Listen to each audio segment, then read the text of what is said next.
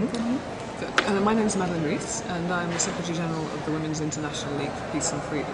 And I actually work in Geneva, which is one of the two areas of where the United Nations sits. And we focus very much on using the multilateral systems based in Geneva in order to further our programs. My job as the Secretary General is to implement the program which is actually agreed at Congress. But as I think you will have seen from Congress, that is essentially based on the principles that the founding mothers had in relation to stopping militarism, disarmament, looking at root causes of conflict, and strengthening the multilateral systems. And that's where we come in Geneva.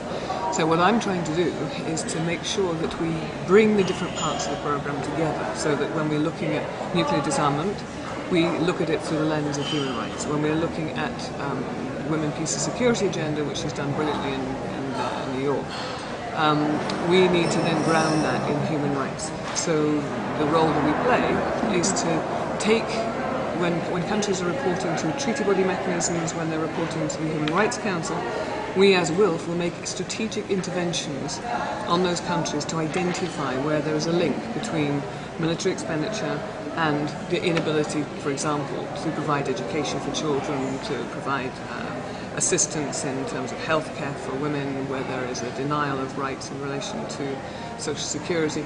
So we can see where money is going. And we want to use the lens of, we're looking through the lens of human rights, to bring those issues very much into the international debate. The point of doing that is so that sections and grassroots women's organisations can actually have a voice. Because our aim is to work very closely with the sections, and we already are doing that, to get information, to turn it into human rights speak, to get good comments back, and then to ground it in policy and action back in the country where we got that from. To do that, we need the participation of women, because it is the voices of women that we need in order to be able to describe the experience so that it is accurate. To do that, we really want to bring women to the United Nations in Geneva, so that their voices, not mine, theirs, can be heard at the Council.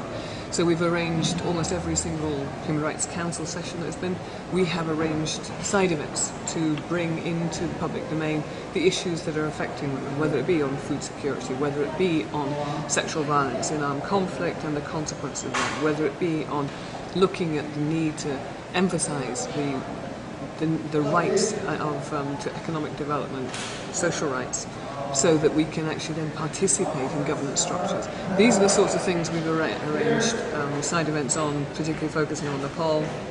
We've got another big one we're coming to do with Haiti in October for the Universal Periodic Review of Haiti. So with all these different tools that we're trying to put together, we are raising the profile of the arguments that WILPF is putting forward, but we're doing them with a legal basis as well as just a strong advocacy campaign.